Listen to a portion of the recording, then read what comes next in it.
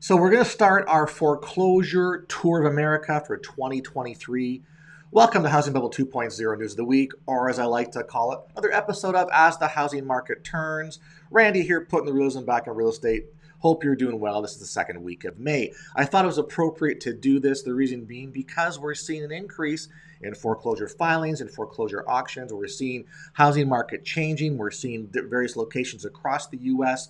lose value. So things are changing right now. I mean, we're in a correction mode. I'm not going to call it a crash mode, even though everybody else is talking crash. But we know where this is headed. But we're correcting right now. As foreclosures, pre-foreclosures materialize and manifest into the marketplace, it'll push us kind of over the edge. But I wanted to point out the fact that it is changing, and this is something that's not talked about in mainstream, in the narrative, in the media, the whole bit. It's almost like we're avoiding talking about this phenomena that is going to happen, just like the last housing crisis. Right, a lot of things going on right now. So today we're focusing on the great state of California. So we're going to take you through a little bit of a process here. Shouldn't take too long. I basically pulled a county map. Now remember, I'm in Florida. I'm not in California. Traveled through California a few times, but I'm not as familiar with a lot of the locales and nuances as everybody in California may be, of course. So I'm basically going to some of the more populated and more well-known counties and the counties that surround some of the metro locations, the better known metro locations across the state. So again, if I miss your county, I'm sorry. You can go online and check it out. You can send me an email. I can look it up for you. Just realize I'm doing the best I can. I'm not from California. Okay, and if I pronounce things differently or incorrectly, don't hold it against me. Okay. So anyway, we're going to start up in the northern part of California. So Napa Valley, and this is pre-foreclosures. What I mean by this, it's pre-foreclosures. So these are people who are in the foreclosure process. The lenders attempting to get the property back, all the way from filing, default, to the auction, but it's not been foreclosed on. Okay, so it's the homeowner still has ownership title to the house. So we got Napa County with only 33 pre-foreclosures going on right now. And next door we have Sonoma County, 208. So a little bit more in Sonoma County. I don't know the nuances, whether Sonoma has more population base or it's more, well, I know from a wine perspective, because I do love California wine, it's Napa is slightly more exclusive. I mean, the areas, both areas are beautiful, but obviously we know what Napa Valley sort of means to the wine country up there. So anyway, we can see a little more in Sonoma County, which is kind of interesting. If we want to go around the Bay Area here, let me go to the next slide. San Francisco County, only 211. All right, that will be increasing as time goes on. That's a very exclusive, expensive area. Next county we have that's what we got here. San Mateo County, 123 pre-foreclosures. Santa Cruz County, only 26. Okay, so that's more the Silicon Valley area, I believe. So a lot of expensive homes there, a lot of people with a lot of wealth and money, apparently. Alameda County, 549. I believe that's across the bay there. So we can see as we change locations, pre-foreclosures are increasing for sure. Contra Costa County, 579 as well. Interesting.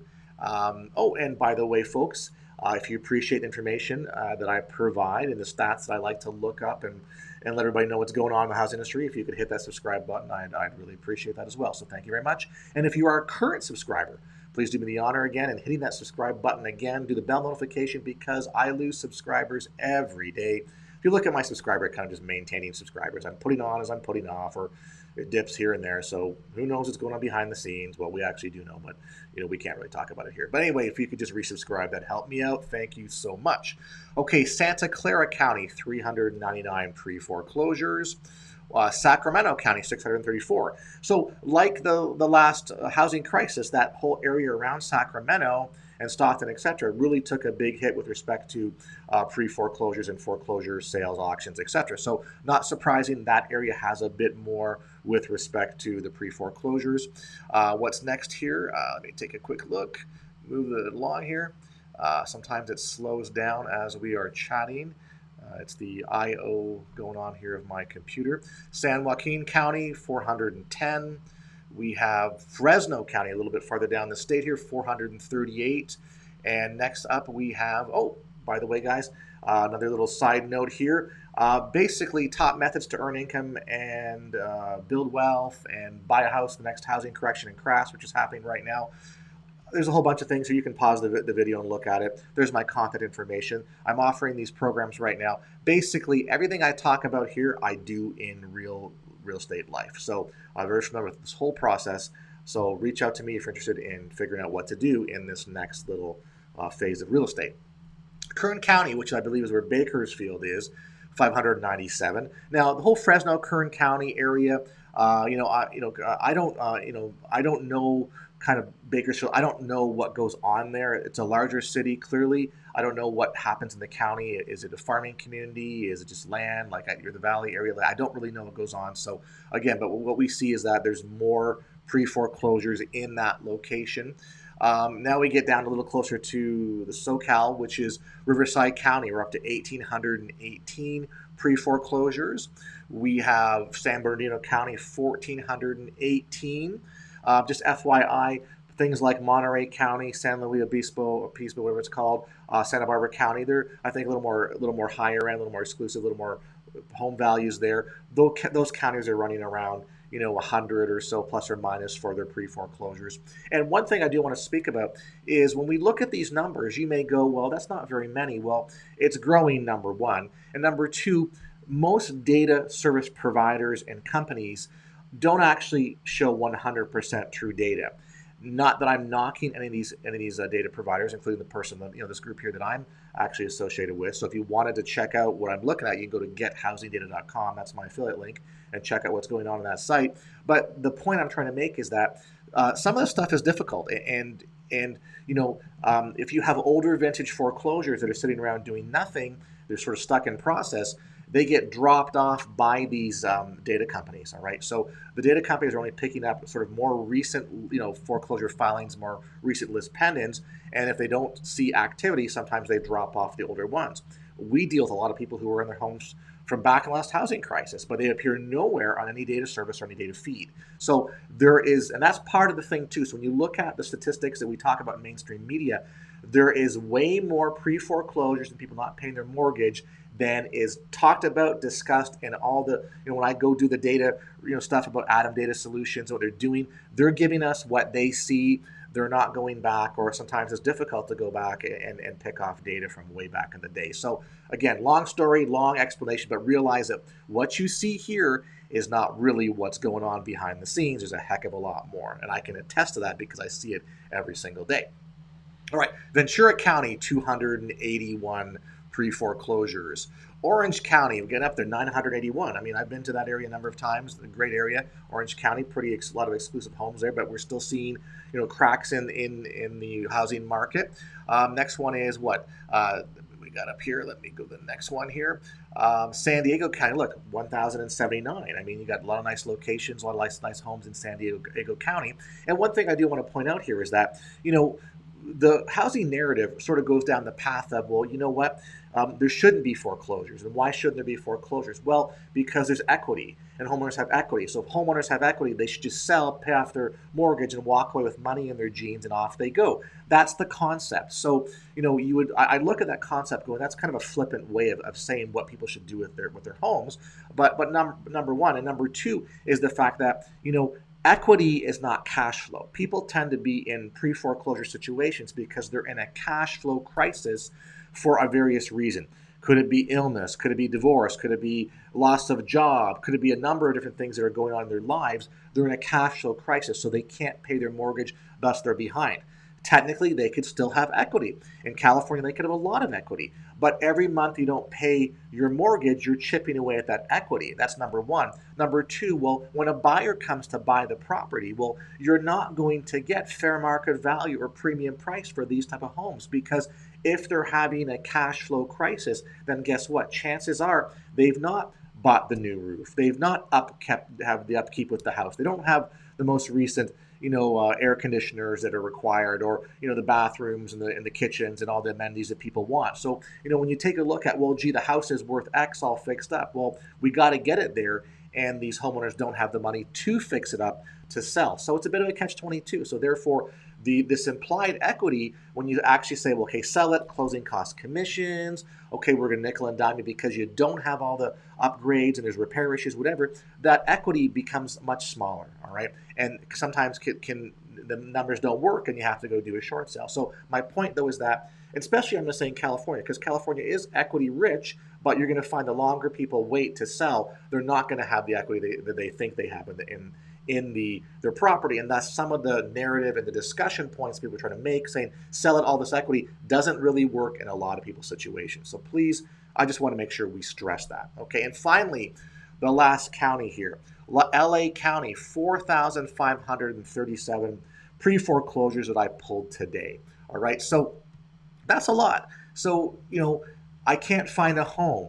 Homes are too expensive. Well, you know what? There's no excuse. If you wanted to find a home badly or you want to buy a cheaper home, this is your method for doing so. All right. We do deals all the time. All right. And, I get really good discounts when I work short sales because I know what I'm doing and I set the property up for success. There's a whole way of doing things. It's a system. But my point, though, is that, just showing you what we just saw today. I didn't add everything up, but I mean, you're talking, 20,000 minimum, and again, maybe that's not much for the whole state of California, but that can make, if you can get some of these properties at a much lower price, it's going to make a difference to buyers, the market, etc. It's new comparables. It helps bring property values down. It makes things more affordable. So this stuff is available. It's just methodology of going after it and trying to pick and choose how you want to earn money in this kind of marketplace here. So this is where we're going. If you go back to the last housing crisis, this was going on. It was massive in the last housing crisis. As I said, we're only seeing the tip of the iceberg right now. We're not showing the full meal deal with respect to the amount of actual true foreclosure filings are behind the scenes. A lot of the lenders are sitting on the shadow inventory, not moving it. The reason being because they bring it all out into the open for cheaper prices. Prices drop and it messes up, their values, and they want to keep things high and expensive. It's the way it goes. The market is manipulated. I guess that's the first thing. So when people talk about housing crash not happening, all this type of stuff, listen, here's the deal. The housing market, Wall Street, federal government, whatever, it manipulates the entire housing market. Simple as that. We have to realize that.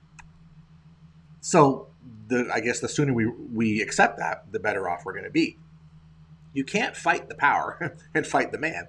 You just have to understand how it all works and then work between the seams. That's what we're able to do quite effectively. So that's kind of our scoop here. So, 4,537, pre-foreclosures in LA, you would think that one person out of 4,500 plus would sell and maybe you could get a good deal on that. I mean, think about it, right? It's not too hard of a concept that there's possibly a deal there. So if I do a quick recap here, what do we do? What do we teach? What do we get involved in? Foreclosure auction, so buying at the actual auction if we have to, or figuring out how that's going to play out. Bank-owned REO, so getting properties from lenders, from the asset managers after the fact. Short sales, short payoff, which we're controlling the property for sure. Purchasing the property subject to the mortgage, we're taking over payments of the existing mortgage. It's not assumption, it's a different concept here. HOA, COA foreclosures, that means homeowners associations and condo associations, believe it or not, they can and will foreclose if you don't pay their dues, and that's problematic for a lot of people. And there's also some twists and turns on that as well too. Tax deed foreclosures, people don't pay their property tax. A lot of things happen, so those are available as well. Probate estate foreclosures, those are increasing. People pass away, they leave behind mortgages. Sometimes, majority of the time, we're seeing probates not even started, so there's great opportunity there. The zombie homes, of course, I like the zombie homes all the time. My one property I worked on was actually appeared on a TV show, Zombie House Flipping Tampa. I'm not in the show, but the property was. Underinsured property, we find these situations when we have things like floods, fires, hurricanes, storms, whatever, snowstorms, etc. So people who the insurance proceeds won't cover the full repair, they walk away, they don't pay their mortgage, that's opportunity. And in the end, what's called surplus and overage. So property, is facing foreclosure. Third-party bidder buys it at the auction, and the bidding price is greater than the actual final judgment or payoff price that was owed. Well, that's a surplus, and there's ways that we can work with homeowners to help them get that money and get paid ourselves. So the point I'm trying to make, though, is that all these things that I'm listing up here, we do or are doing, are involved with. We know how to do it. Think about all these properties just for California I talked about. Surely there's something you could do under these 10 opportunities to make some money or buy a property cheaper and do what you need to do for real estate. So think about that. All right. So again, this is California. Next couple of videos, I'm going to do Florida. I'm going to do the sort of greater New York area, other parts of the country. So this is going to be maybe 3 or 4 videos for this. So that's what we're going to talk about the next little while. But again, I think it was important just to see where things are at. Will these numbers increase? They sure will. Again, knowing it is better than not knowing it. Planning for the future is better than not accepting what's going to happen, and being ready to take control and to do what we need to do in the real estate market to help people through their situations, but also do a little bit for ourselves is a great way to run a business. So anyway, guys, I appreciate the views, likes, and comments. Please share the video with your family and friends. If you're not a subscriber, please subscribe. Reach out to me for more information. We'll look forward to speaking with you before the week's up. See you later.